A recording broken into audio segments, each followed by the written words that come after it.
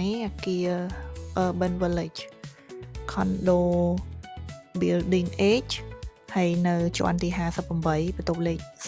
08ខ្ពស់ហ៎ខ្ពស់ណាជាន់ទី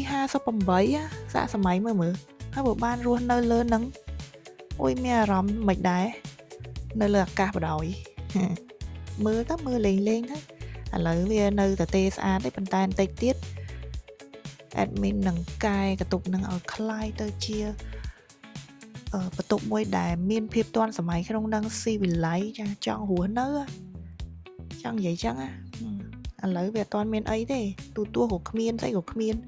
តិចទៀតខុសពីហ្នឹងហើយមើលឲ្យទៅថាពេលយើងអត់ទាន់ដេក័រយើងអត់ទាន់ធ្វើវាឲ្យស្អាតហ្នឹងវាធម្មតាវាសាបតែតែបន្តិចទៀតដូរ vibe ទៅជា vibe ជប៉ុនហើយនៅអាគារដែលខ្ពស់លើមេឃអូយប់ឡើងឲ្យញ៉ាំបាយមើលមេឃមើលផ្កាយហើយទេសភាពឃើញទន្លេយប់ឡើងភ្លើងពណ៌ខ្វាត់ខ្វែងណាមចង់នៅចាសំបីតែខ្ញុំខ្លួនឯង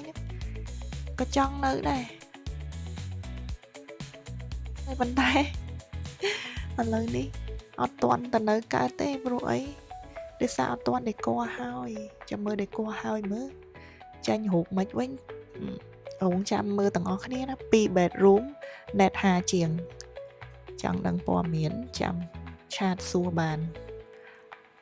comment សួរតែម្ដងក៏បានដែរនៅ Urban Village condo ល្បីចាដូចស្គាល់អញ្ចឹងឆែកមើលលេងក្នុង website ក្នុង Facebook ខ្លួនឯងតិចចឹងដឹងហើយចង់នៅអត់បើចង់